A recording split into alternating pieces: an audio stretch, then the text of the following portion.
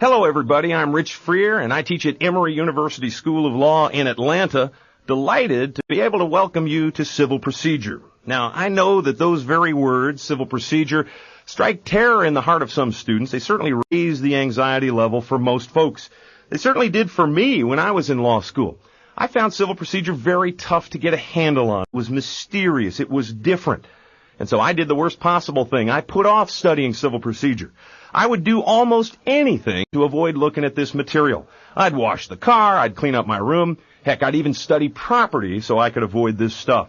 And of course, all that did was raise the anxiety level. So, for starters, let's just realize that if you find this a difficult topic, you are not alone. There is security in numbers.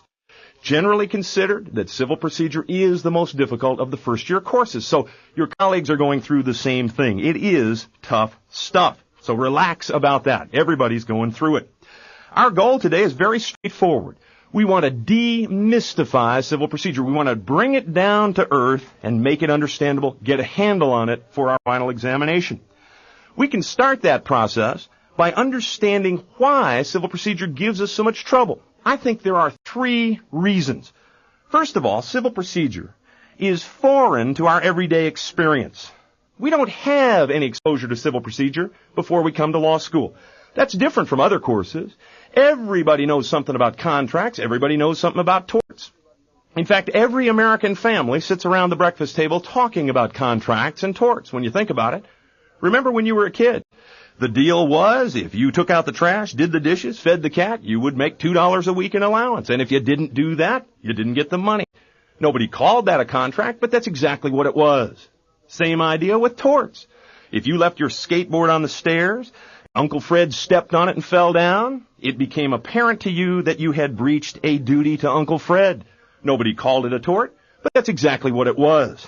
But no American family, not even the most dysfunctional American family, sits around the breakfast table talking about quasi-in rem jurisdiction, or the Erie Doctrine, or mandatory disclosure in the discovery rules. So this is foreign stuff. And one of the things we have to do is bring it down to earth. A second reason procedure gives us trouble, it's such a strange mix of material. Some of this stuff, like personal jurisdiction and Erie, is extremely amorphous material. It's very, very ethereal, very tough to get a handle on. Other material, though, like the joinder rules and subject matter jurisdiction, is about as mechanical as it can be. Now, let's use this different type of material to our advantage. It will affect the way we study. For example, if we have that mechanical sort of stuff, we know we simply have to memorize a bunch of picky little rules. There will be a right and a wrong answer, and we have to know that. But on the other material, on this amorphous stuff, let's free ourselves right now from the sense that we have to get the right answer, because often there is no right answer. In personal jurisdiction, reasonable folks can often disagree on the answer. And so let's not worry about the right answer. What we have to worry about is the process. We have to walk our professor through the relevant factors and come to some reasonable conclusion. Another problem we have, a third problem in procedure, is a forest and trees problem, an integration problem. Sometimes we get so wrapped up with detail that we forget the big picture, and we fail to see how the elements fit together in a comprehensive whole.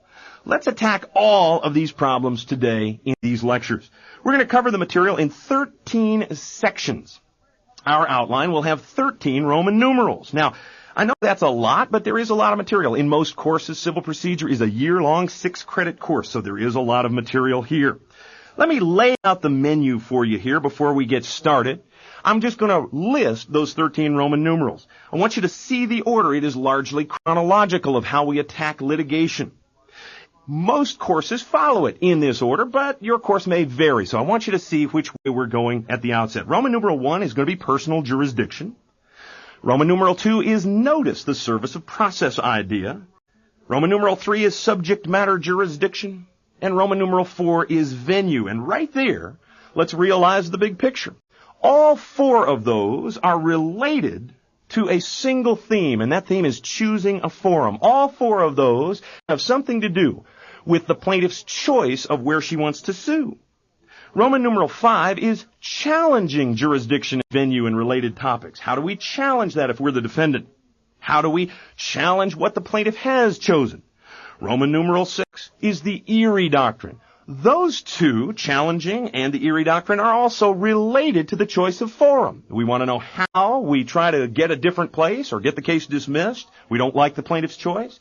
And Erie, of course, raises the topic of what law applies because of the plaintiff's choice of forum. Roman numeral 7 is pleadings. And Roman numeral 8 is joinder. Those go together. Pleadings start the lawsuit. They get it rolling. Joinder fleshes it out, determines how big it will be. How big is a civil action? Roman numeral 9 is discovery. We want to find out about the other person's case. Roman numeral 10 is pretrial adjudication, and that makes sense. After we've done some discovery, maybe we realize we don't have to go to trial. We can wrap this thing up without trial. Roman numeral 11 is trial. We're going to go to trial, and we need to deal with some issues there, as well as post-trial motions.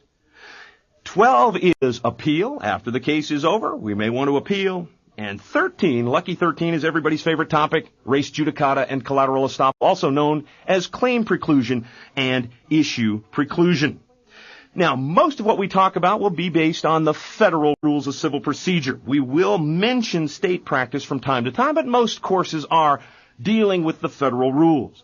From time to time, I will mention rules by number. Those are FRCPs, Federal Rules of Civil Procedure. From time to time, I will mention code section numbers like 1332 or 1367. Those are statutes from Title 28 of the U.S. Code, the Judicial Code. And you have a rules pamphlet that has all of that material in it. All right, let's get started. Roman numeral 1 is personal jurisdiction, also known as territorial jurisdiction. We can refer to it generically as that Pennoyer stuff. Most courses spend a good deal of time on this. It can be tough, it can be frustrating, but let's keep our eye on the ball. Personal jurisdiction involves one question, and it is this: in what states can the plaintiff sue the defendant? That's it. There is one question, and it is a geographic question. Where can we sue this defendant? You know, litigation involves a governmental act. It's easy to forget that because civil litigation is between private parties, but there's a governmental act in any lawsuit. The court, which is an arm of the government, has to issue a summons to the defendant and tell the defendant that she has to show up. She has to defend the suit, or else she'll suffer a default judgment. To do this, the government has to have some power over the defendant, must have some jurisdictional basis to do this. In short, it must have personal jurisdiction. And this is true whether we're in state court or in federal court. The rules are the same, and that's why we start with personal jurisdiction, because no matter what court we go to ultimately, federal or state, we're going to have personal jurisdiction first. That's true federal court, that's true in state court. Now, there are two things a court can have power over to give it personal jurisdiction. It can have power over the defendant herself, or it can have power over the defendant's property. We need to deal with some Latin vocabulary, and you know these terms. There are three kinds of personal jurisdiction.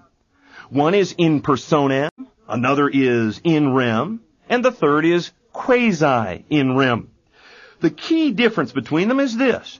In personam, the court has power over the defendant herself, because she has some connection with the state. Maybe she's present in the state. She's done something in the state. Maybe she's domiciled there, but the power is over her personally because of her connection with the forum.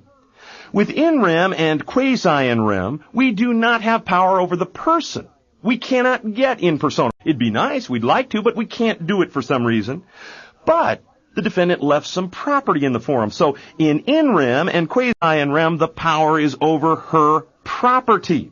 It might be real property that she owns, or it might be personal property. Maybe she left a Mercedes in the forum. Maybe she left her Rolex watch in the forum, and we're going to use that as a jurisdictional basis in rem and quasi in rem. Now, no matter which of these three we use, how do we know if our exercise of jurisdiction is okay? Well, the Due Process Clause of the Fifth Amendment of the Constitution, which applies to the states through the 14th Amendment, tells states how far they can go in exercising jurisdiction, whether it's in personam, in rem, quasi in rem. Every Supreme Court case that we read in this area, from Pennoyer up to the present day, deals with how far the state can go in exercising personal jurisdiction. In other words, due process sets the outer limits. We cannot go beyond that in exercising jurisdiction. If we do, the judgment is void. It is not entitled to full faith and credit. It's no good. But the fact that the due process clause might allow personal jurisdiction in a case does not mean that the state has it. Jurisdiction in this sense is not self-executing. The state must pass a statute granting jurisdiction to its courts. All states have such statutes. In fact, all states have a series of statutes covering different situations. The state does not have to reach to the full extent of the due process clause. It does not have to give its courts the full constitutional reach of personal jurisdiction. It certainly may, or it can give less than that. Obviously, it can't give more than that, or it would be unconstitutional and void. This is a political judgment in each state. Each state has to determine how far, how much of the due process limit it wants its courts to exercise. Analytically, then, that tells us that in real life and on the law school exam, whether we have personal jurisdiction of any of the three types is always a two-step process. First, we must satisfy a statute. There must be a state statutory basis for exercising personal jurisdiction. Secondly, assuming there is a state statutory basis, the exercise of jurisdiction must be constitutional. It must comport with those due process requirements that we see in all of those cases. We must have both of those, and we have to do it in that order on our law school exam. First, there's a state statute that allows it. If so, then secondly, we have to make sure the exercise is constitutional. Maybe it will be, maybe it won't be. But again, the fact that it's constitutional alone does not mean a state has jurisdiction. It has to give us a statutory basis first. Now, having said that, and having emphasized that on the exam we're going to look at a statutory basis first before we look at the constitutional basis, having said that, nonetheless, we're going to flip that order here. On these tapes, we're going to go in reverse order. We're going to discuss the constitutional, the due process issue first. We won't do that on the exam. We'll start with the statute, but here we're going to start with the Constitution. Why? Because every law school course spends a lot of time on this. Not all courses touch on the statutory basis at all. To the extent that people do touch on it, it's usually not a very big deal.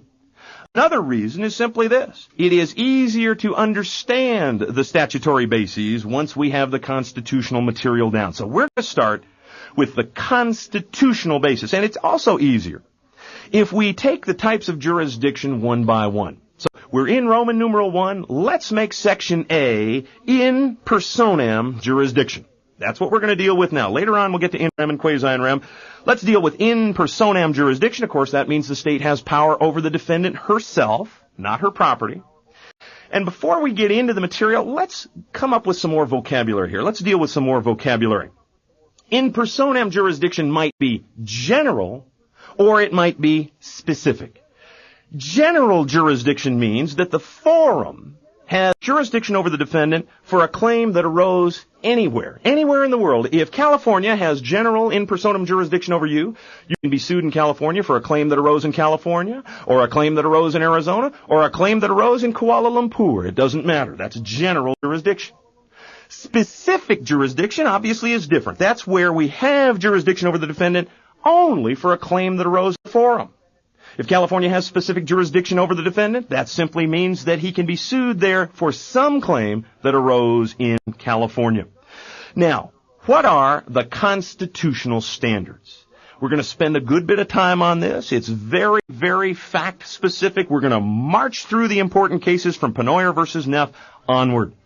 Students often don't like this historical approach. Why do we have to read all these cases? Why can't you just tell me what the law is today? Well, the only way to understand what the law is today is to march through the cases, because the law here, as in many areas, is accretional. It builds. The Burnham case builds on, refers to Pennoyer. The Burger King case builds on International Shoe. Worldwide Volkswagen builds on Hansen versus Denkla, and so forth. So the law today is an amalgam of these cases of over 120 years. Now, here's our job. With each case that we talk about, we need to figure out what principles it brings. What tools does this case give us for resolving an exam question or a real-world question about whether there's personal jurisdiction? And again, realize that your law school exam question is not going to be based exactly on the facts of any of these cases. It's going to borrow a little bit from here, a little bit from there. We are not going to worry so much about the right answer here. What we're going to worry about is having the analytical tools and applying them to the fact pattern the professor gives us.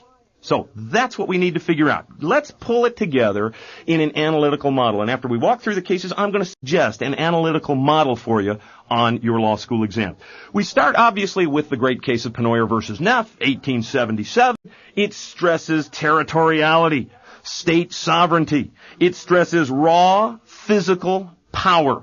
The state has power and therefore jurisdiction over people and things that are inside its boundaries. Pennoyer gives us what are called the traditional bases of in personam jurisdiction. One of those is if the defendant is served with process while he's in the forum, served with process in state. This is referred to as the presence basis. That's a little misleading because presence doesn't mean, oh, I was present in the state once upon a time years ago. No, that's not what we're talking about. We mean you're present in the state when you're served with process. And presence in this sense gives the state general jurisdiction. Another basis Pennoyer talked about was if we serve process on the defendant's agent while she is in the state. We can have an agent for service of process. Service on the agent is just as good as service on the defendant himself. And we'll talk about that later on with service of process. A third factor Pennoyer talked about is domicile. If the defendant is domiciled in the forum state, that state has general in personam jurisdiction over that person. And fourth, Pennoyer talked about consent. We can always consent to personal jurisdiction. You might do that in a contract, an express consent to jurisdiction. We might do that because we waive the defense of no personal jurisdiction. Now, that's an important notion. Even though this is a constitutional issue, we have constitutional protection of defendant here through the Due Process Clause, this is a waivable protection. The defendant can mess up here by making a general appearance or not raising the defense in an appropriate way, and she is going to be subject to that jurisdiction in the court. Notice, Pennoyer makes it very tough to get in personam jurisdiction. Unless the person is domiciled there or consents to it, we basically have to serve process on the defendant personally in the state. Most folks don't have agents for service of process, so Pennoyer made it tough. We gotta serve process on the defendant in the state. Now, this rigidity came to light as society became increasingly mobile, as folks started going around in cars and certainly in airplanes, as we had increased interstate commercial activity. It was increasingly possible for a defendant to come from out of state, go into the forum, and do something like breach a contract, commit a tort, and then get out of the state before she could be served with process. How could we get jurisdiction over such a person? Pennoyer was a problem. It was too rigid.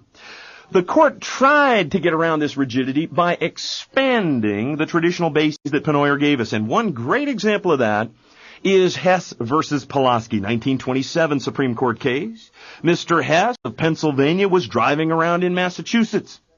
He was in a car wreck with Mr. Pulaski there. And Mr. Hess got out of the state before he could be served with process. Don't know exactly how he did that. Maybe he ran because his car was wrecked after all, but he got out of the state.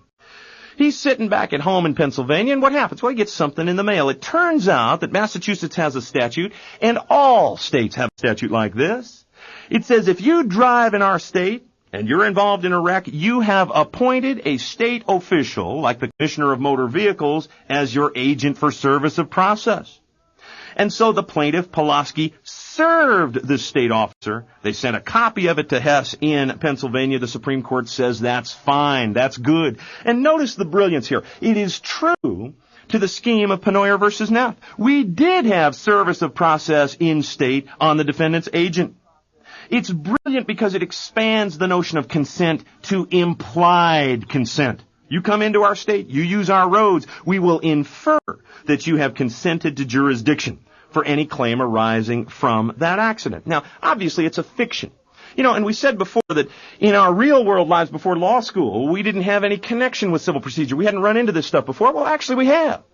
Suppose we were driving across country. Suppose you're driving over to Atlanta from California. You want to come to the Olympics and you're driving. And as you go from California into Arizona, New Mexico, Texas, Louisiana, Mississippi, Alabama, Georgia, what are you doing as you go into each state? You are appointing somebody as your agent for service of process. You don't know it, but that's what you're doing. Consent and implied consent. We are expanding the pennoyer bases. The next big case is huge. It is, of course, International Shoe, 1945. Here the court says we're not going to expand these traditional pennoyer bases. Instead, we come up with a doctrinal formulation, a new formulation of doctrine here. It's simply time. With increased travel and interstate business, we simply could not continue to insist on in-state service of process on the defendant or the defendant's agent. Shoe is completely consistent with the tenor of the times. Realize this is 1945. We are thinking in national terms. We are about to wrap up World War II. State lines have become less imposing barriers. People have begun to think of themselves as Americans as opposed to Kansans or Virginians or Texans. Well, not sure about Texans because they still say that's a whole other country, but you get the idea. Remember what International Shoe says. We have jurisdiction over the defendant if the defendant has, and remember these words, let's just commit them to memory, if the defendant has such minimum contacts with the forum so that the exercise of jurisdiction does not offend traditional notions of fair play and substantial justice. What a great phrase. Think of that again. Look at those words. We have jurisdiction if the defendant has such minimum contacts with the forum so that exercise of jurisdiction does not offend traditional notions of fair play and substantial justice. Now look, you know, I know, and the American people know, that's absolute crap. There's not a single phrase there that anyone can define. What is substantial justice, traditional notions, minimum contacts? We don't know what this means. And we have spent more than a half a century after that case trying to figure out what those words mean. One thing that is clear is this. It is much more flexible. It is intended to get away from the rigidity of pennoyer. And obviously under this we can get in personam jurisdiction over a defendant, even though he's not present in the state for service of process. But notice, Shoe did not expressly overrule pennoyer. No, it did not. In fact, it said something rather curious. It gave us that minimum contacts test and said that's the test if the defendant be not present, seeming to imply that presence is still a basis of jurisdiction. We're going to come back to that in a later case. Now notice one other thing about the language. Such minimum contacts so that the exercise of jurisdiction basically would be fair. There are two prongs here. The court will make that absolutely clear later on, but there is a contact side to this. We have to have a contact, and there's a fairness side to this. And we will see how those play out in successive cases. The next big case is McGee versus International Life Insurance Company, 1957. California exercises jurisdiction over a Texas insurance company. Now notice, the Texas insurance company did not have much of a contact with California. It had sold only one life insurance contract there. That's it. Not much of a contact. The insured had died. The company did not pay the benefit. And the decedent's mother then sued the corporation in California. Supreme Court says jurisdiction is okay here. Even though there's only one contract in the entire state of California, jurisdiction is okay. And the court stresses three things. First, it stresses that the defendant solicited this business in California. It reached into California. Second, it stressed relatedness. Now, what do we mean? Well, it's relatedness between the defendant's contact with the state and this cause of action. In other words, this cause of action, this lawsuit, arose directly from the defendant's contact with the state. And that can augur toward jurisdiction. It's not automatic, but it is a factor in favor of jurisdiction. The third thing it stressed is the state's interest. The forum state here, California, had an interest in providing a forum for its people. One of its citizens had been hurt by this foreign corporation's failure to pay. California had expressed this interest in providing a forum in a set of statutes about the insurance industry. So what we're doing now from International Shoe forward is trying to figure out what factors do we look at. And when we get through the cases, I'm going to suggest a way to knit them all together. But McGee suggests that solicitation is important for a contact. It suggests this idea of relatedness can help us find jurisdiction, and it suggests that the state's interest in providing a forum is relevant. The very next year, Hansen versus Denkla, 1958, we hit the brakes a little bit. So far, we've been expanding jurisdiction. Here, we say there is no jurisdiction. Remember the case? Mrs. Donner put together a trust when she lived in Pennsylvania. A trust is a mechanism where you take your property and give it to a trustee. The trustee then manages the property for you. And the trustee owes you duties, and the trustee may send you a check and has various powers, and you as setting up the trust, you as the settlor have various powers as well. Well, Mrs. Donner set up a trust with a Delaware bank, and they did business back and forth, and then Mrs. Donner moves to Florida. She continues to carry on activities with this trustee from there, makes changes, receives money from the Delaware bank. She dies in Florida, and there's a dispute over who gets the dough. And the Supreme Court says Florida has no in personam jurisdiction over that Delaware bank. Sure, the bank had ties with Florida, but the ties were not the result of, and here's the buzz phrase, purposeful availment. Purposeful availment. It's not enough just to have a tie with the forum. The tie must result from the defendant's purposeful availment. The defendant must reach out to the forum in some way. And they say that the bank did not do that, did not reach out to Florida. Here, the only reason there was a contact with Florida is because Mrs. Donner moved there. Different from McGee. In McGee, the life insurance company had solicited the life insurance contract in California. There was nothing like that here. Now, the buzz phrase is purposeful availment of the benefits and protections of the forum, or benefits and protections of the laws of the forum. Obviously, if we reach out to a state to make money, that's going to be purposeful availment. That would be a relevant contact. But, you don't have to make money for it to be purposeful availment. Look at a case like Hess versus Pulaski. If you reach out to the state to use its roads, you come into the state and use the roads there, that is a purposeful availment, even though you don't make money. But it's a little unclear what that means, benefits and protections of the forum or of the forum state's laws. For example, let's say Bart Simpson is standing right near a border. He's on Arizona side of the border, and Mr. Burns is on the New Mexico side. Bart shoots Mr. Burns across the state line. It is going to be clear, is it not, that New Mexico will exercise in personam jurisdiction over Bart in a civil case. But it's not clear what Bart purposefully availed himself of. He reached into the state in a way by directing the bullet into the state, but how did he avail himself of the benefits or protections of New Mexico? All he availed himself of was Mr. Burns' body, but it seems clear that that would be purposeful availment and we could find jurisdiction. Now, after Hansen, the Supreme Court got out of the personal jurisdiction area for about 18 years, came back in the late 70s. The next case we pick up is Worldwide Volkswagen in 1980. Now, the Robinsons live in New York, but they're moving to Arizona. They're going to change their domicile to Arizona, so they buy an Audi in New York for the trip. Along about Tulsa, Oklahoma, their car is rear-ended by an uninsured, drunk driver, and there is horrible, horrible personal injuries. Very, very tragic case on the facts. The Robinsons sue in Oklahoma and allege that the car is defective. They say, look, if we wanted a car that was going to explode on impact from behind, we would have bought a Pinto, but we didn't want that. Audis aren't supposed to do this. Obviously, they can sue Volkswagen, the manufacturer of the car, because Volkswagen does business everywhere. They're subject to jurisdiction in Oklahoma. Obviously, they can sue the importer as well.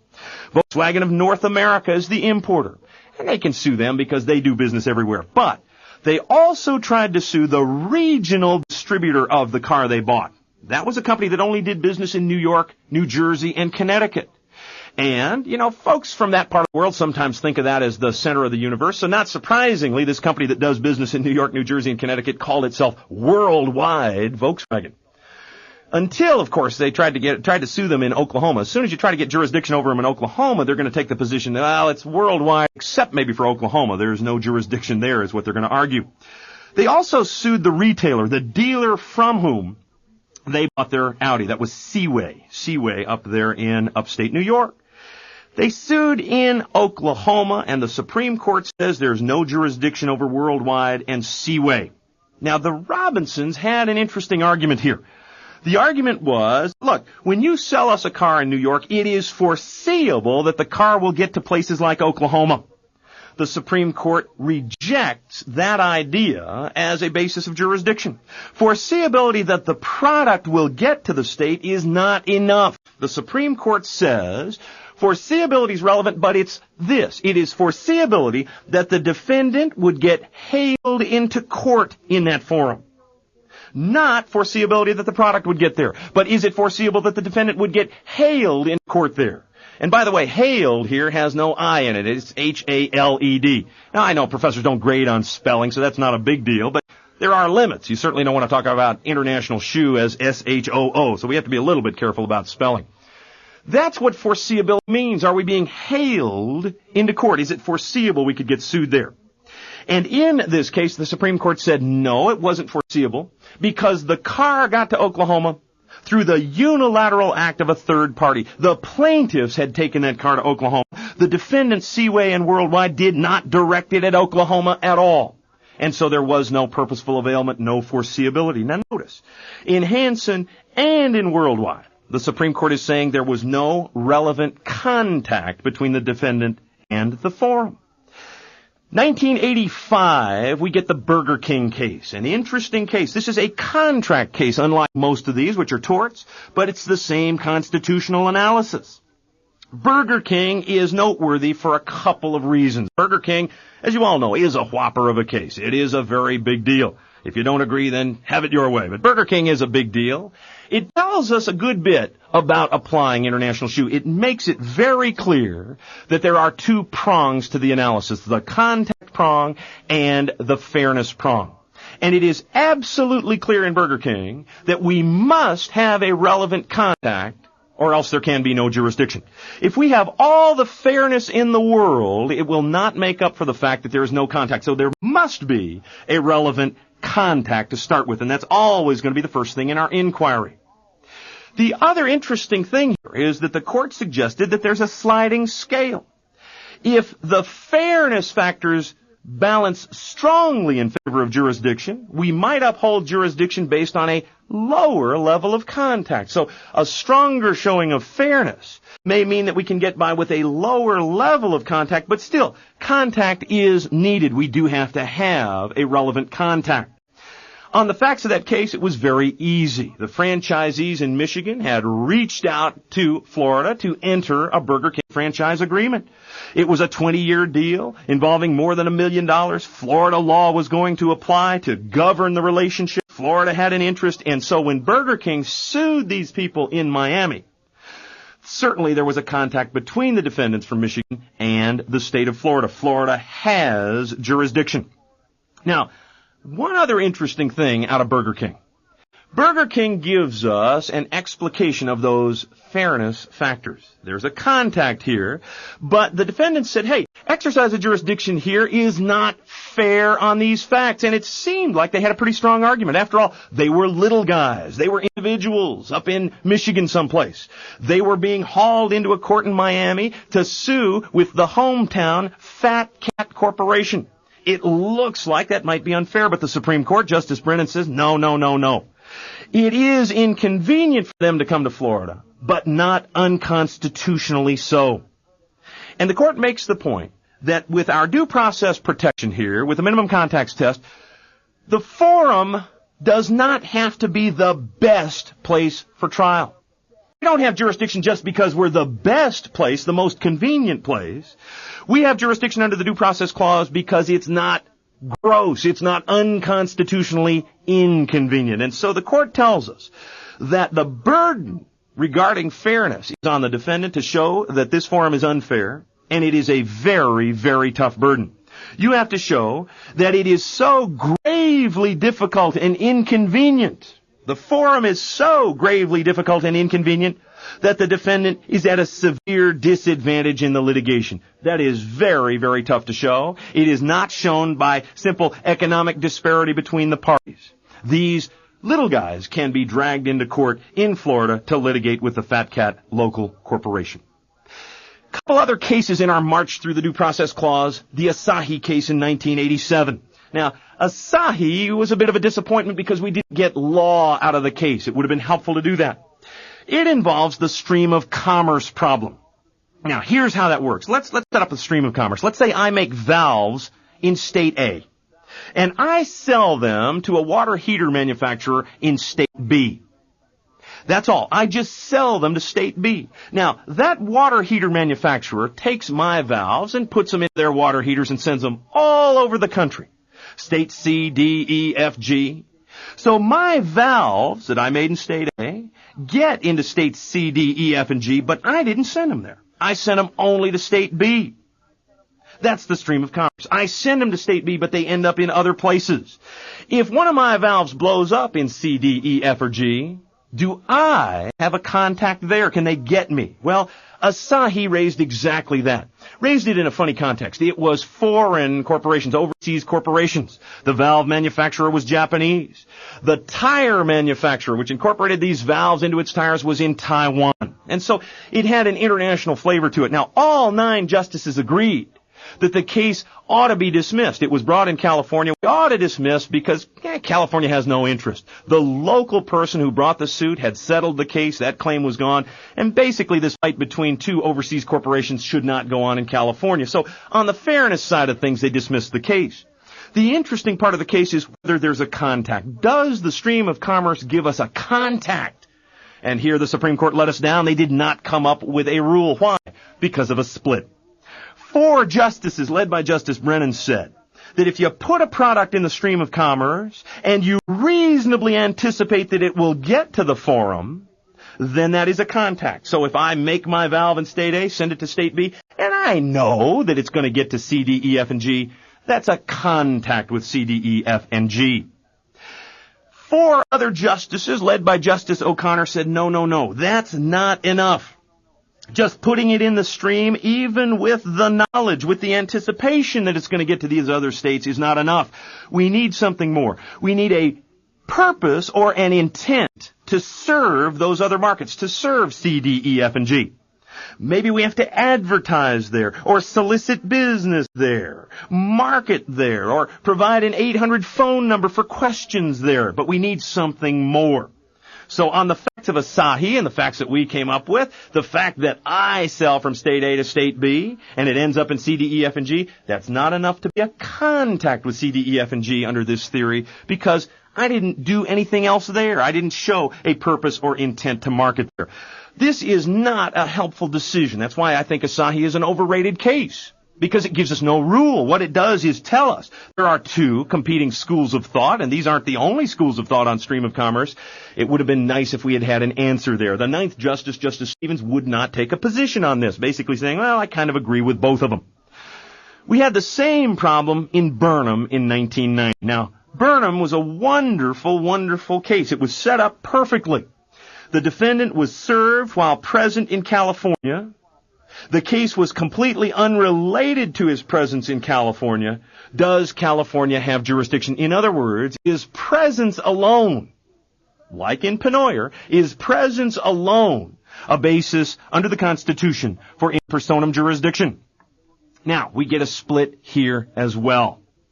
4 justices, led by Justice Scalia, say presence is a basis of jurisdiction on its own. If the defendant is served there, we always have in personam jurisdiction, general in personam jurisdiction at that. Why? Well, basically because of the historical pedigree. It's always been that way. And these justices said international shoe plays no role here. The minimum contacts test is irrelevant because presence is its own basis.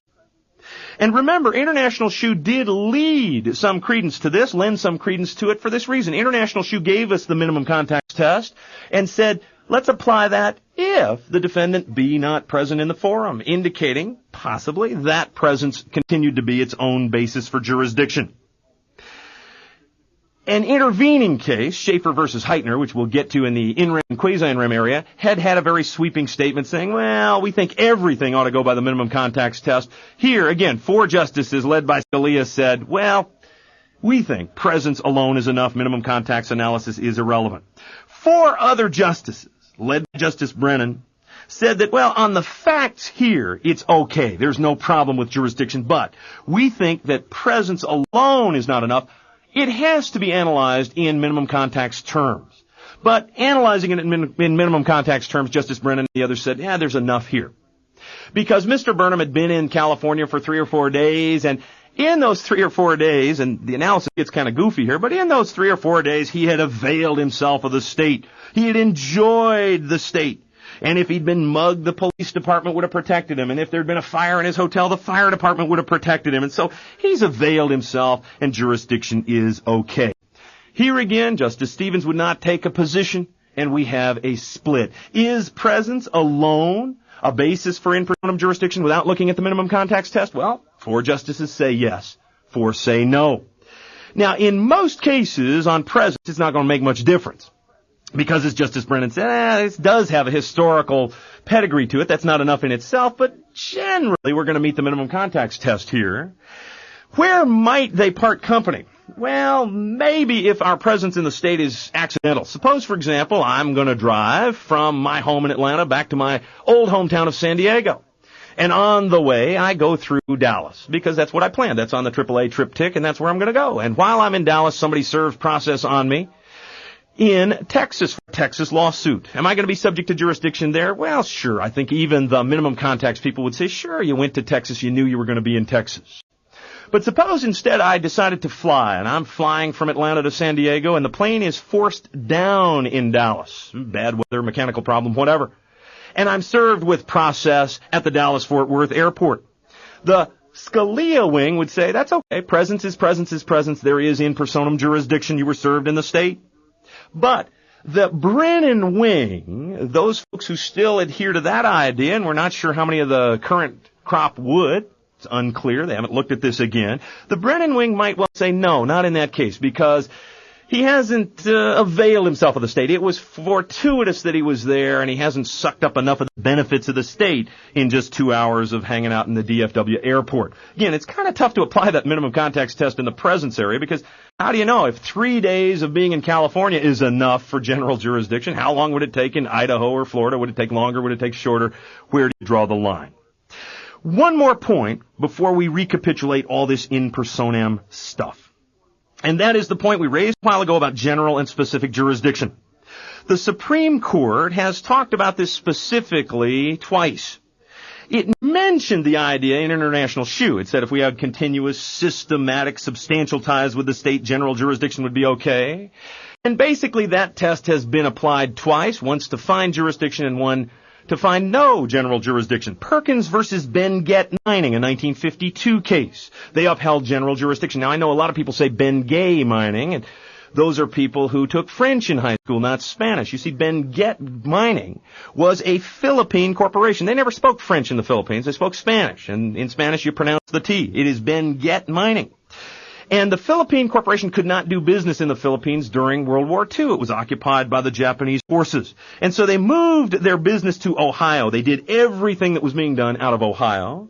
They got sued there in a case arising, a cause of action that arose in the Philippines. The court said there is general jurisdiction in Ohio. You can be sued there for any cause of action because of the substantial continuous tie there. The other time the Supreme Court talked about it is Helicopteros, a 1984 case, Helicopteros. And again, this will test our Spanish pronunciation, and you may have a professor who says helicopteros, and that's wrong. It's Helicopteros. And indeed, if you're looking for a way to get noticed, here you are, an anonymous face in the civil procedure class. If you want to get noticed, let me suggest this. When your professor says helicopteros, why don't you stand up and say, Professor, you are demonstrating enormous ignorance of Spanish pronunciation. And I think that certainly will get you noticed. There's no question about that. In Helicopteros, the court says, no, there's not enough contact to justify general jurisdiction over this Colombian corporation. Sure, it did some things in Texas, but it was not enough to be substantial and continuous. Obviously, it's going to be a line-drawing exercise. Reasonable people can disagree on when it becomes substantial and continuous. But there are a lot of easy cases.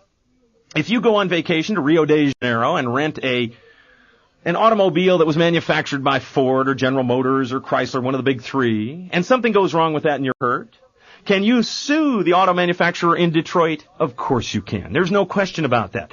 They have substantial continuous ties with Michigan. They're subject to personal jurisdiction. Same thing with domicile of an individual. If I'm domiciled in Georgia, I can be sued here for any cause of action, no matter where it arose. That is, domicile is a substantial continuous tie. Penway talked about that, and the Supreme Court addressed it in Milliken versus Meyer and said, yeah, domicile is a basis of general jurisdiction. That was a 1940 case. So if I'm domiciled in Georgia and I go on a vacation in Tibet, and you are on vacation in Tibet there as well, and I commit a tort, can you sue me for that tort in Georgia? Of course you can. I'm domiciled here. That gives general jurisdiction. Now, we have looked at the major cases. We have tried to figure out what they bring to the table. Let's recapitulate what we have. I'm going to give you what I think is a reasonable approach to any in personam jurisdiction problem in a law school exam. There is no magic to this. This is not the only right way to address it. Maybe your prof has come up with a different way. That's fine. Use that. But I'm trying to knit all of these factors together. One thing that's very, very important. Do not write a history essay on your exam. I've seen a lot of those. Unless your professor wants that, don't do that. You don't want to open a blue book as a professor and see the first words, well, in the beginning there was Pennoyer, and then we became a more mobile society. We don't want to give the historical evolution of this. What we want to do is use the factors that we've seen in the cases, apply them to the facts of the case, and come to a reasonable conclusion. We have to come to an answer, but remember, in most instances, there is no right answer here. There's a series of reasonable answers, and that's what we have to come to. We don't have to be right, but we do have to be thorough. Let's walk the professor through the factors. How do we do this? Well, I suggest the following. Number one, look for a contact. We know from Burger King that unless there's a relevant contact, all the fairness in the world won't make up for that. All the fairness in the world won't give us jurisdiction. So there has to be a contact. And what is it a contact between? Well, it's a contact between the defendant and this forum. It has to be there, but not just any contact. Remember, it has to be a relevant contact. What makes it a relevant contact? Well, one thing is purposeful availment. This contact between the defendant and the forum must result from purposeful availment. The defendant has to reach out to that state in some way. Again, maybe to make money, maybe to use the roads, whatever it is. But the contact is because of the defendant's reaching out. It is not the unilateral activity of a third party. It's got to be the defendant's reaching out to the state, purposeful availment. We also need foreseeability. And remember what that means. It's foreseeability that the defendant could get sued in this forum. Not just foreseeability that the product might get there, but foreseeability that the defendant might get sued in the forum. Now, then that tells us under sub 1 contact, we're going to look for this contact. We're going to talk about purposeful availment, no unilateral activity of a third party. We're going to talk about foreseeability. Now, there's one goofy thing about foreseeability. Again, remember, they say it's not foreseeability that the product would get there. It's foreseeability of being sued in the forum. Well, suppose our product is a dangerous product. Suppose it is something that is dangerous. Well, obviously, if it blows up or does something dangerous there, it seems foreseeable if the product was there that we could get sued there. So there may be cases where the fact that the product gets there does make it foreseeable that the defendant could be sued in that forum. Now, assuming we have a contact, and remember, it may not take much, we have to walk through those factors, and assuming we have a relevant contact, then we look at the fairness factors. Now, friends, let me tell you, any law school exam here, even if you go through it and it's close on whether there's a relevant contact, there might not be because the unilateral act of a third party, whatever, always go ahead and talk about the fairness factors. Even if it's just arguable that there's relevant contact, go ahead, because remember what Burger King said. If the factors on fairness are overwhelming, then we know that we can get by with a lesser showing of contact. So we always want to walk through these fairness factors as well. What are they? Well, one, I think, is relatedness, the idea that came from McGee. Some people think of this as a fairness factors. Some of us see it as a different kind of factor, sort of sui generis. Wherever, be sure you address it. Relatedness asks us, does this lawsuit, this claim, arise from the defendant's contact with the forum?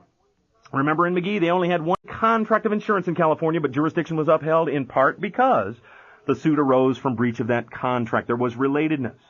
Now, things like the Non-Resident Motorist Act and most long-arm statutes, this is always going to be met because those statutes are going to require relatedness. It's going to be a specific jurisdiction situation.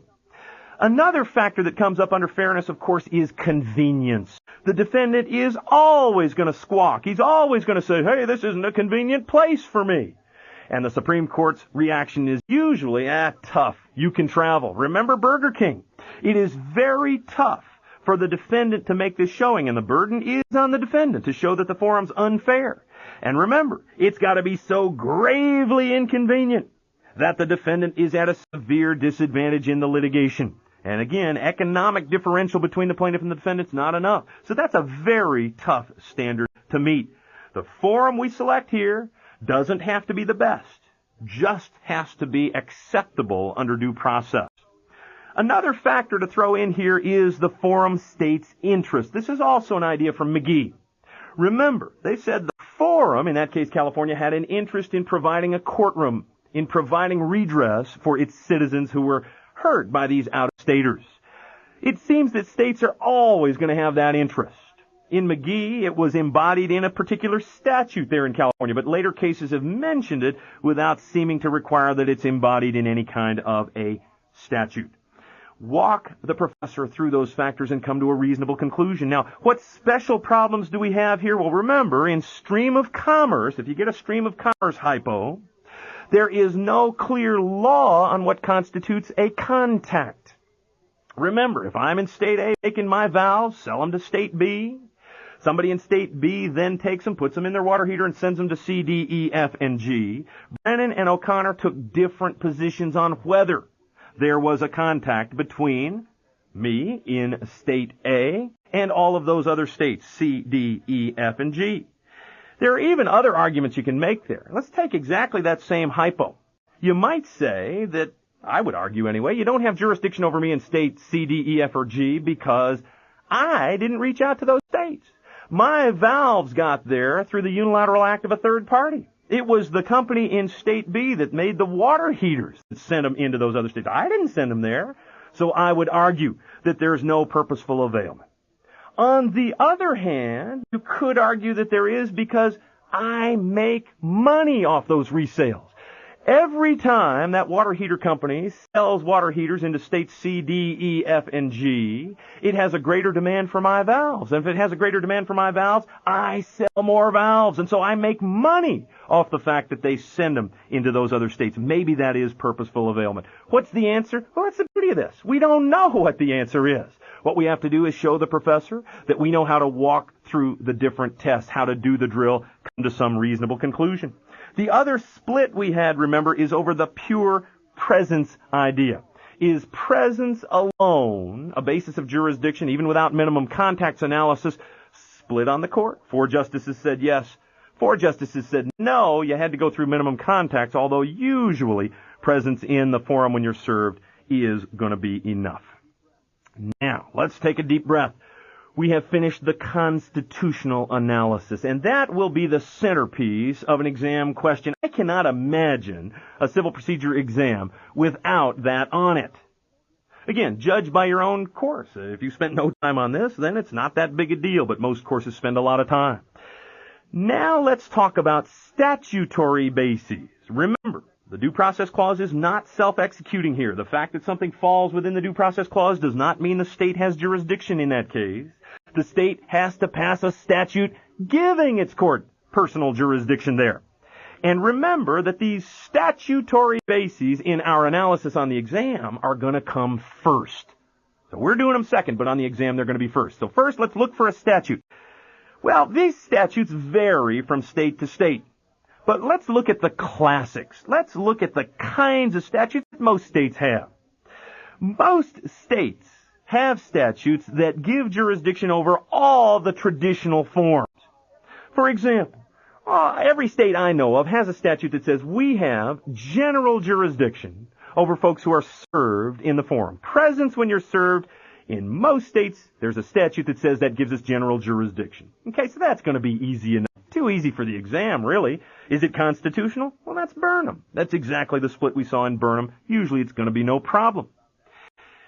We talked about that earlier, how you would analyze it in the constitutional sense, with the difference of driving through Texas and flying to California and being forced down in Texas. Another basis in the statutes in virtually every state is domicile.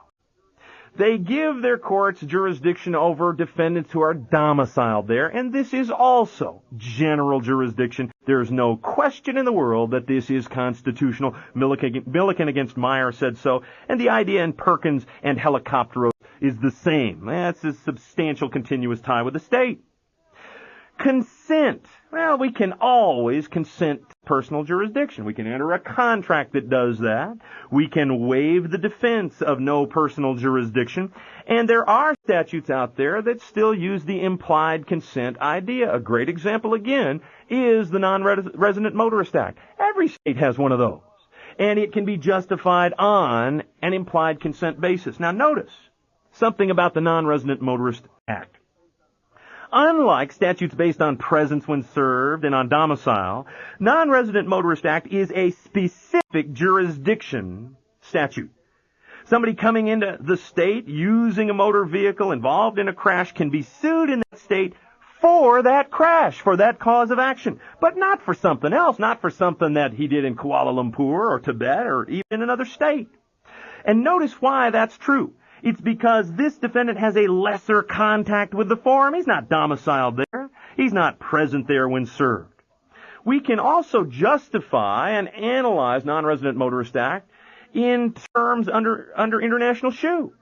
It's constitutional under international shoe as well, isn't it? Because obviously driving into the state and using the roads is purposeful availment. The defendant is doing it. It's not a third party doing it. He's doing it. He's reaching out and using the roads.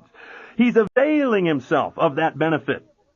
It's obviously foreseeable that if he screws up, if he's negligent, if he's in an accident, he's going to get sued there, and jurisdiction is going to be fair. There's a strong state interest, so it is clearly constitutional. Now, what about the big one? The long-arm statute. Most states have long-arm statutes. They come in two basic varieties. One is the California variety. The California variety is no fun for exam purposes because there's nothing the professor can ask you about on the statute. Because the statute says we have the right, our courts have the right to reach to the full extent of the Constitution. If that's what our statute says, then there's no statutory issue. You just go right to the constitutional analysis that we did before. More fun, more likely for exam topics, exam coverage, is a laundry list long-arm statute. And most states do it this way. And in most states, what we've got is specific jurisdiction. We can sue a defendant because the defendant has done something in the state, and the cause of action arises out of his doing that in the state. And so the statutes list these things. For example, and these again vary from state to state, but here are some classics. Defendant transacts business in the forum. Defendant breaches a contract in the forum. Defendant commits a tortious act in the forum. Defendant insures a risk in the forum, going after insurance companies. Defendant owns, uses, or possesses real property in the forum. Real property, of course, meaning land. And some states now have that the defendant had a matrimonial domicile in the forum, and now one of the spouses is gone, and we're suing for child support, alimony, something related to that matrimonial domicile. And again, these are classics.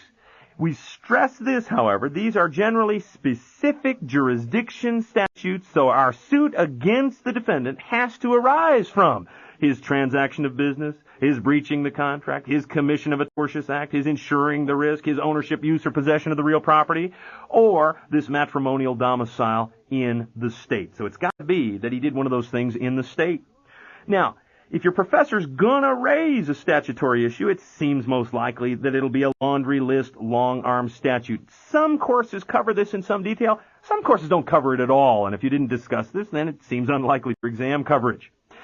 Remember, states interpret the same long-arm language differently. And we have to be very careful about the language in this area. For example, sometimes the language will be different. Look very carefully. Some states say we have jurisdiction over a defendant who transacts any business in the state. In other instances, it's going to be jurisdiction over somebody who transacts substantial business in the state. We're going to have to look at the facts differently depending on what we have. Sometimes, again, as I say, states will interpret the same long-arm language differently. Good example is a long-arm that says we have jurisdiction over somebody who commits a tortious act in the forum. Now, let's say that our company manufactures widgets in State A. It sells them into State B. Not a stream of commerce. We send them right into State B. It could be stream of commerce if we wanted to, but let's just make it direct. We send them right into State B. Lo and behold, the widget blows up because it was negligently manufactured. There's a problem with it. Somebody wants to sue us in State B. Did we, under the long arm, commit a tortious act in State B? Well, you can argue that we did not. You can argue that we did not. Why? I would argue that, look, the negligence, the tortious act, not in State B. We messed up in State A. That's where we negligently manufactured that. A few courts have bought that. The New York Court of Appeals interpreted the statute that way, emphasizing the act language in there. Well, there's no tortious act in State B. It was in State A where they manufactured it. New York, by the way, changed its statute after that. Other courts, however, say, yeah, sure, there was a commission of a tortious act in State B because the plaintiff was injured in State B. And if you injure the plaintiff in the forum, that is commission of a tortious act. That emphasizes, instead of the word act, it emphasizes the word tort or tortious, because part of the tort is the injury. If you get a fact pattern like that, you can argue it both ways on the statutory basis. If it's even just arguably met, then go on to the constitutional analysis. Don't make the mistake you see sometimes on exams where you give them this very long-arm statute, and a student goes through it and says, well, could go either way. I say no, there was no tortious act in the state. End of school. End of question. What have you just done? Well, you've just thrown away all of the constitutional analysis. Obviously, we're not going to spend weeks and weeks and weeks and weeks on the due process analysis in class and not have it on the exam. So read the statute both ways. But even if it's just arguably met, then get to the constitutional analysis. And again, what do we do on the constitutional analysis? We walk them through the contact prong. We walk them through the fairness prong as we did before. We come to some reasonable conclusion. Remember, don't worry so much about the answer. Worry about the process. Okay? Huge mistake on an exam question if it says, hey, is there jurisdiction in State B over the defendant? Huge mistake to look at it and say, yup, or nope. Heck, I got 60 minutes to kill. No, we don't want to do that. We have to find some way to fill the time, and we fill the time by walking the professor through those factors. We're still in Roman numeral 1, personal jurisdiction. We've done part A on in personam. Now, part B, in rem and quasi-in rem jurisdiction. These have been less important through the years because of the expansion of in personam jurisdiction, but they are not irrelevant. How much of this should you study? Well, judge it by your course. If your professor spent a lot of time on this, then watch for it. If you gave it the back of the hand, you're still going to have to know some stuff. There are a few courses that don't raise this at all. But again, it is not irrelevant stuff. Judge how much to study based on your own course. In both in rem and quasi-in rem, the state's jurisdictional basis is the defendant's property. We don't have jurisdiction over the person of the defendant. We would like to. It would be great to have in personam jurisdiction, but we cannot get it for some reason. And the best we can do is glom on to some of the property, attach property that the defendant left in the state. Maybe real property, maybe personal property, but the defendant left something behind, and we can use that as a jurisdictional basis for in rem and quasi-in rem jurisdiction. Now, one example here of where we may have to rely on quasi-in rem or in rem jurisdiction is that the long-arm statute might not have reached this defendant for in personam purposes. An example is this. Many long arms do not reach defamation claims. Many long arms say we have jurisdiction over the defendant if she committed a tort in the state except for defamation. They just don't reach defamation. If that's the case, if we cannot get in personam, then we may try in rem, quasi-in rem. Okay, so it's a case where we'd like to get in personam, we just can't for whatever reason. What's the difference between in rem and quasi-in rem? Well, in very general terms, which is just perfect for our purposes, here it is. An in rem case is about the property itself. The dispute is about the property itself. Basically, we're worried about who owns it. It's a case about ownership or right or interest or title in that property. And again, not just real property, not just land. It could be a Mercedes, it could be a Rolex watch, whatever. But the dispute is over an interest or right or ownership to it. In quasi-in rem, that's not true. The case in quasi-in rem has nothing to do with the property itself. The case in quasi-in rem would be an in personam case if we could get in personam jurisdiction. Pennoyer versus Neff involved exactly that. Remember, the underlying dispute in Pennoyer versus Neff was by Mitchell against Neff. John Mitchell against Marcus Neff. And that lawsuit was basically a breach of contract case. Mitchell says that Neff owed him $300 for attorney's fees and hadn't paid it. If Mitchell had in personam jurisdiction over Neff, he could have sued him in personam, but he didn't have in personam jurisdiction. Neff was not around. Neff was down in California. So what does Mitchell do? Mitchell sues quasi-in rem because Neff had some property there in Multnomah County, in Portland. And so Mitchell uses that. At least in theory, he tried to use that as a jurisdictional basis. Now, what happens? Well, when we have a quasi-in rem case, the sheriff, if we have a default, and we are going to have a default in most of these cases, we had a default there, and Neff doesn't show up for the case because the only notice we gave him was publication notice. And of course he didn't get that, so Neff defaults. Now what happens? The sheriff sells that property at public auction. The proceeds, at least the first $300 of that, go to Mitchell to pay his contract claim, his attorney's fees claim. The rest of it would be saved, if there is any, for Neff, and they would save it and it would earn interest at the legal rate, and Neff would get it when he showed up, whenever that might be. Now, in fact, in that case, Mitchell himself bought the property at the auction and sold it to Sylvester Pennoyer. Neff then comes back years later and says, "Hey, who are you out there on my ranch?" And Pennoyer says, "It is I, Sylvester Pennoyer. I bought this land from Mitchell." And he says, "No, I don't think so. This is mine." And the court holds for Neff in Pennoyer versus Neff. Why? Because Mitchell's quasi-in rem judgment was defective. Why was it defective? Because Mitchell had failed to have the property attached at the outset of the case. In quasi-in rem jurisdiction, we have to attach that property at the outset of the case. They didn't do it in Mitchell versus Neff, which means Mitchell's title was no good. The sheriff's deed sale to him is no good. And that means Pennoyer also got no title from Mitchell, so Neff gets the land back. But you see the point. It is basically a case that we would have brought in personam. We couldn't get in personam, so we use property that the defendant left behind. That property is sold at public auction, and the proceeds go toward our claim.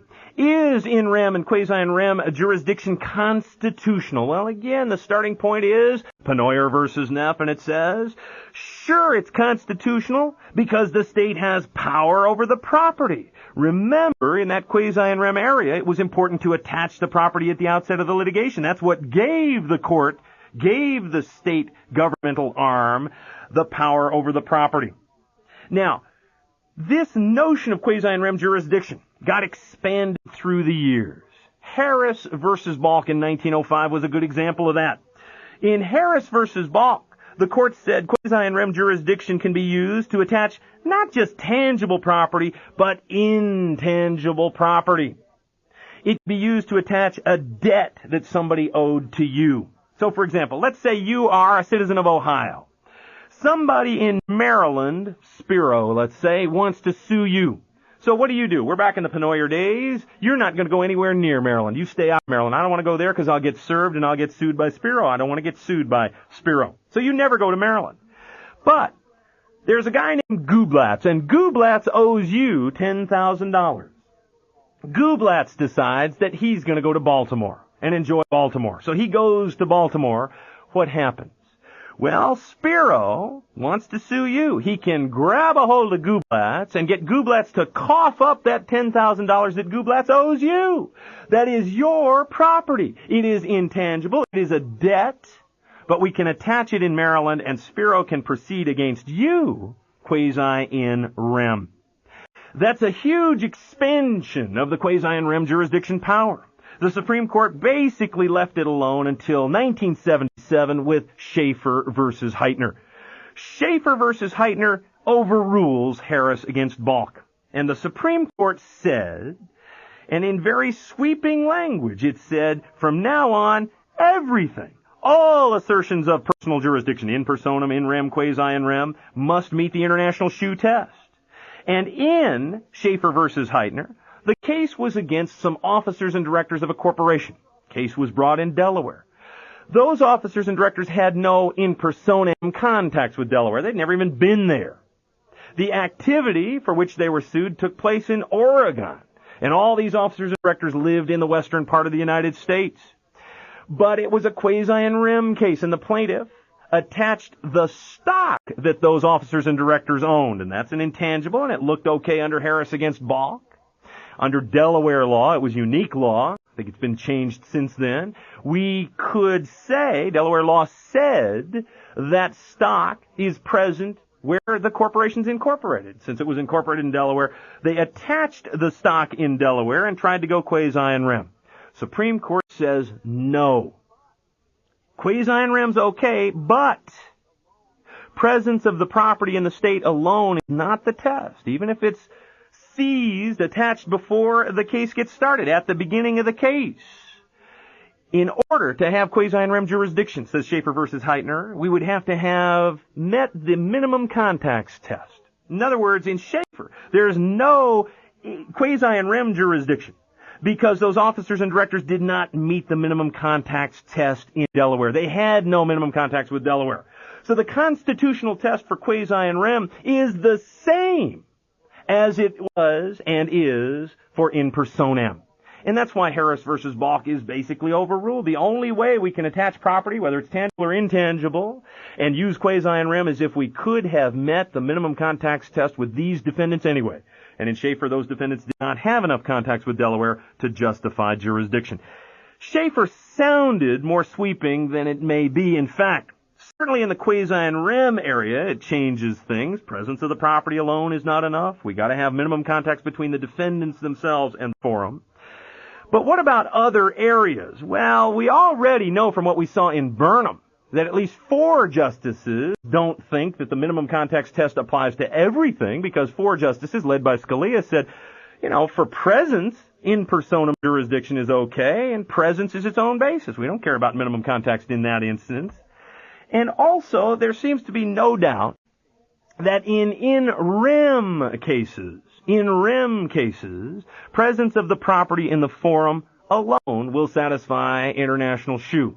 In fact, Schaefer versus Heitner even said this. Even though it gave us this broad sweeping language, in a footnote it says, yeah, but look, in an in rem case where we're worried about who owns the property, if the property is before the court has power over the property, that is going to satisfy the international shoe standard. So in rem jurisdiction, in fact, hasn't been changed much. There's no question that a state has authority to determine the ownership, the right, the title, the interest to property within its boundaries. Now, we've seen the rules for the proper exercise of in personam, in rem, quasi in rem jurisdiction, and of course a judgment that's entered in accordance with those rules is valid. And it's enforceable in the state where it was rendered. It's also entitled to full faith and credit in all the other states in the Union. But we do need to flag one distinction. An in personam judgment creates a personal obligation on the defendant. Let's say that we have a personal obligation from the defendant to us, and we got it because we sued him in personam, let's say in Missouri. We got an in personam judgment properly against the defendant for $100,000 in a Missouri court. Now, how do we get our $100,000? Well, in a lot of cases, the defendant will simply write us a check, and that'll discharge the judgment. Everything will be great. What if she does not write a check? What do we do?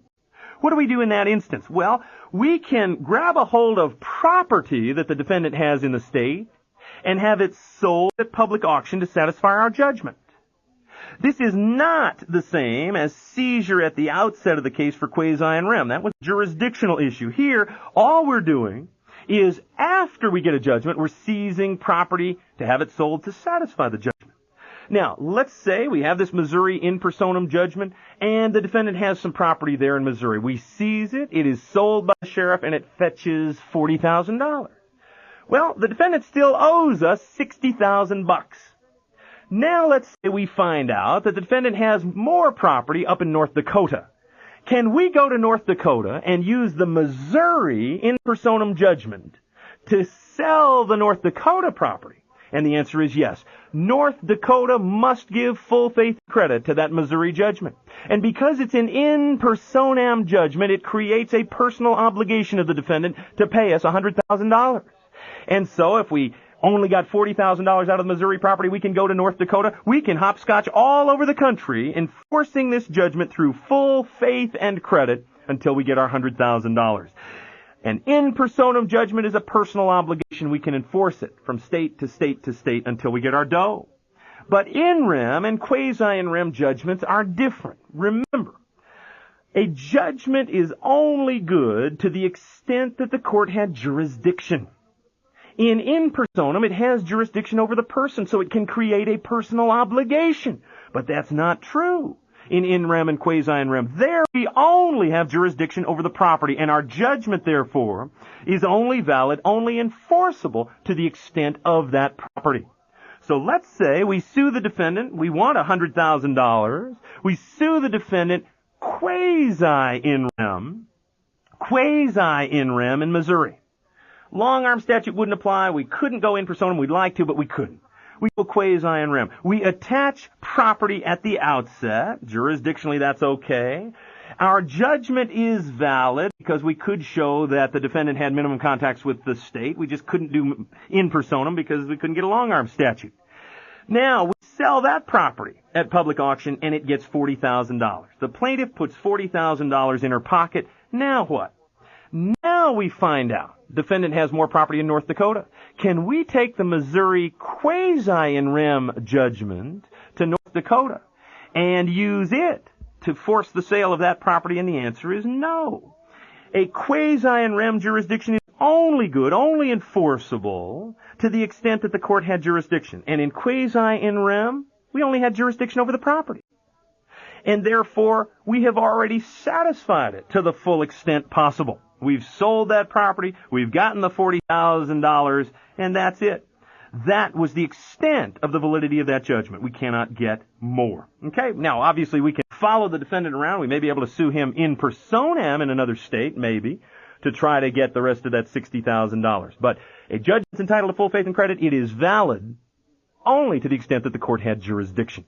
Again, in personam, we got jurisdiction over the person. That means we create a personal obligation that follows him around the country. We can enforce it anywhere in the country, full faith and credit.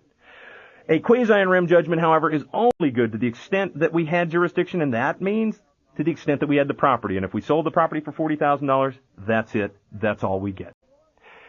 Now, that's Roman numeral 1. The next one, obviously, is Roman numeral 2. What is this about? This is about notice.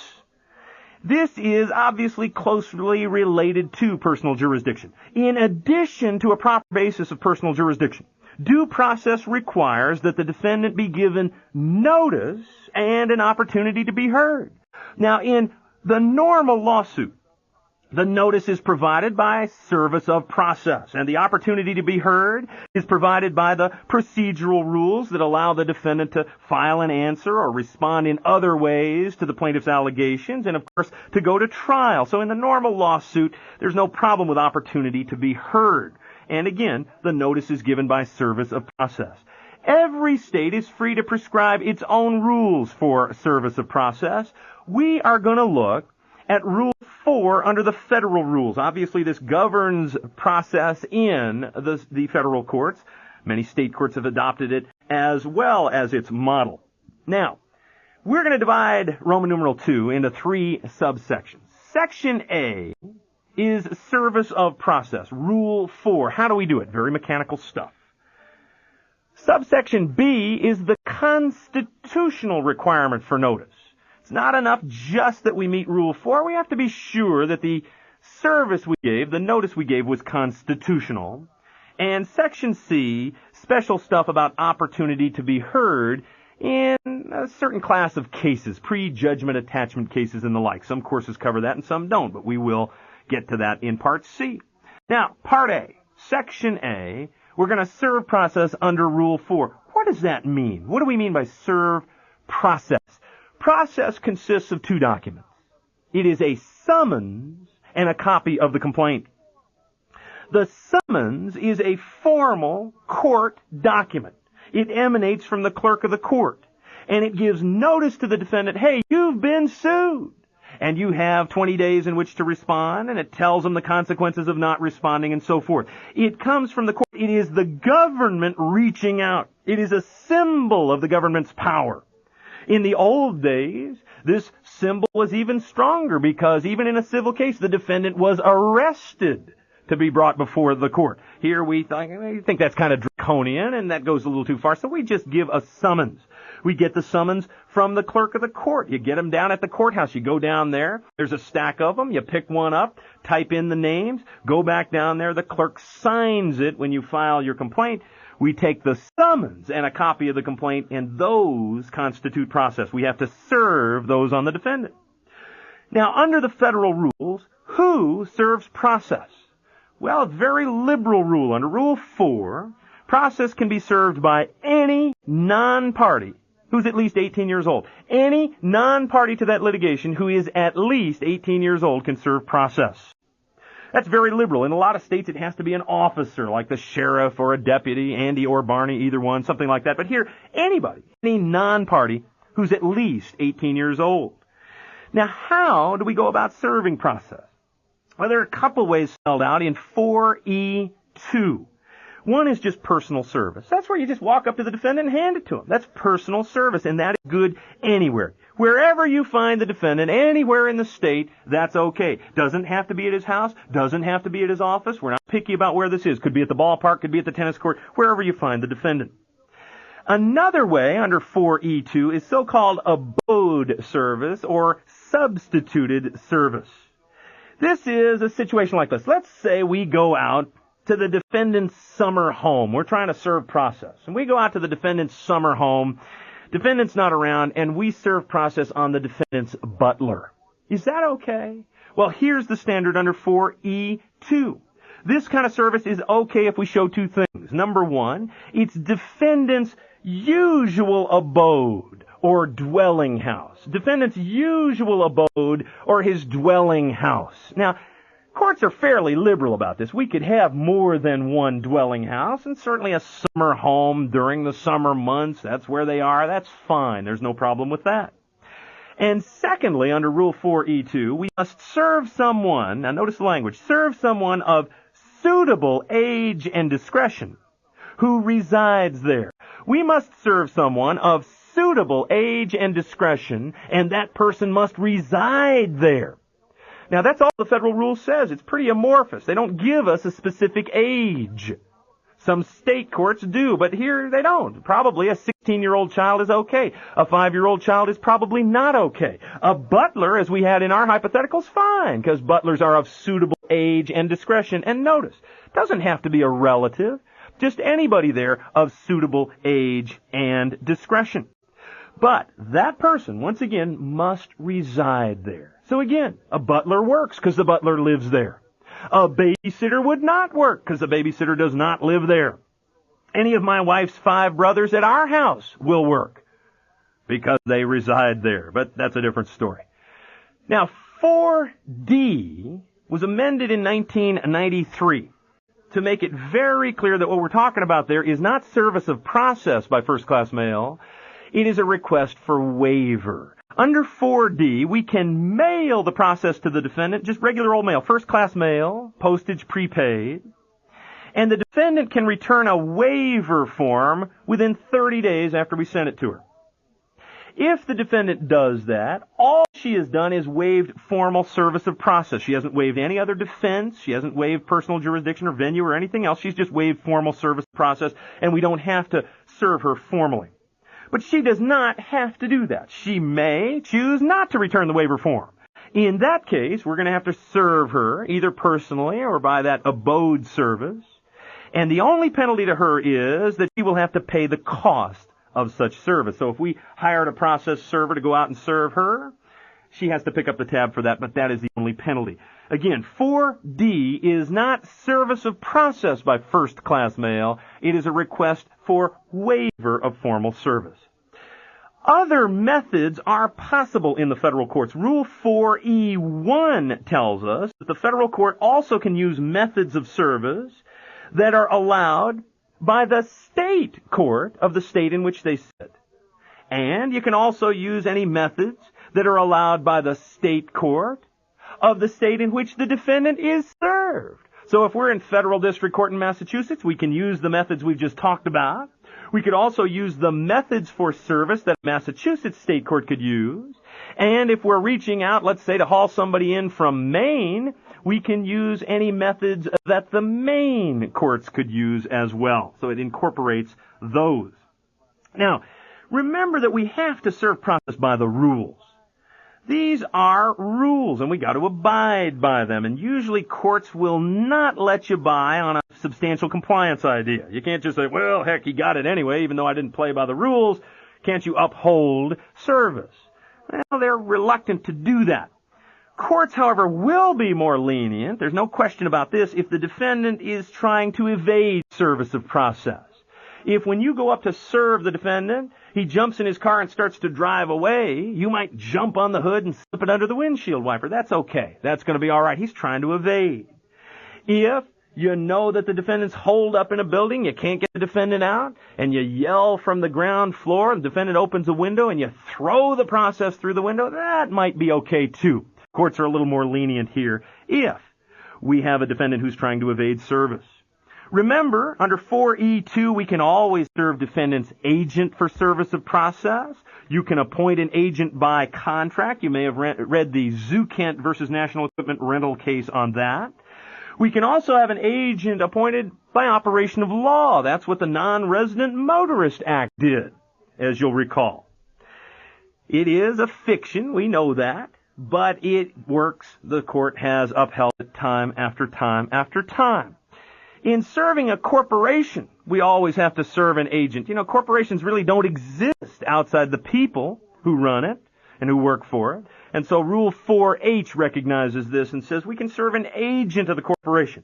Maybe a registered agent set up in accordance with the state corporation's law, or any officer. Officers are agents. And we could also serve any managing or general agent on behalf of the corporation. Not just anybody who works for it, but somebody in a managing or general agent capacity. Where can we serve process? Well, this is kind of interesting. The geographical limitations. Service is good, throughout the state. Obviously, we can serve them anywhere in the state. So if we're in federal district court in San Diego and we have a defendant who's way, way up in Northern California on the Oregon border, 1,000 miles away, that's okay. We can serve process on that person. It runs throughout the state. But here's an interesting little glitch. Can a federal court serve process outside the state lines, the state in which it sits? And the answer is only if state law allows. This is Rule 4K. A federal court can only serve process, can only exercise jurisdiction outside the state line if a state court, the state in which it sits, could do so as well. In other words, basically what we're doing here is incorporating state long-arm statutes. So, if we're in, let's say, Kansas, and we're in federal court in Kansas, and we want to bring somebody in who is in Montana, can we do that? Well, only if the Kansas state courts could do it. And so we'd look to the Kansas long arm. Long arm statutes not only give a jurisdictional basis over the defendant, they also provide the methods, the means for service of process out of state. Maybe by registered certified mail, something like that. But they allow us to serve process outside the state. Now, the federal courts don't have to be limited in this way. Federal courts could have nationwide service of process. Remember, all that stuff about international shoe, all that due process stuff is a limitation on a state's power to exercise personal jurisdiction. Federal government doesn't have to be limited by that. As long as a person's somewhere in the United States, we could have nationwide service of process in federal courts, but they have chosen not to. As a matter of comity, the federal courts have said, well, we'll only reach out outside the state lines if the state courts of the state in which we sit could do so as well. Now, just a tricky little point that some professors might raise. It looks like, if we just glance, that Rule 4K1B makes an exception to that, because 4K1B talks about being able to serve process outside the state lines within 100 miles of the federal courthouse, even if we don't have a state long arm. But don't go for the head fake there. 4K1B does not apply to serving process on an original defendant. It is about necessary parties and impleaded parties, and those are folks who are joined later. So when we're trying to bring in the original defendant, that rule, the so-called bulge rule, does not apply. So don't go for the head fake there. Professor may give you service outside the state within 100 miles. Oh, it's 92 miles away from the courthouse. Don't go for the head fake. That's only going to be good. If what? If we can reach outside the state lines because a state statute allows us to do so. What about immunity from service? Some courses don't mention this, but there are some immunities that courts will recognize. Federal courts will recognize, for example, that if we are present in the state as a party or a witness or even as a lawyer in another case, a different lawsuit, then we are immune from service of process. Even though we're present in the state, if we're there as a party, witness, or a lawyer in another case, they're going to say we're immune from service of process. You have to be careful about that because you can't take any detours. You got to get into the state, do your court business, or the related to the trial activity, maybe a deposition, whatever it is, and then get out. You can't stop off and go to Disney World or something like that. Another immunity that most states will follow is the force and fraud exception. If the defendant is present in the state when he's served, but it's because he was tricked into the state or defrauded into the state or forced into the state, we knocked him over the head and dragged him over the line, most courts will say, we're not going to recognize that. It's unseemly. And some states recognize an immunity from service of process on the Sabbath. Now, up to this point,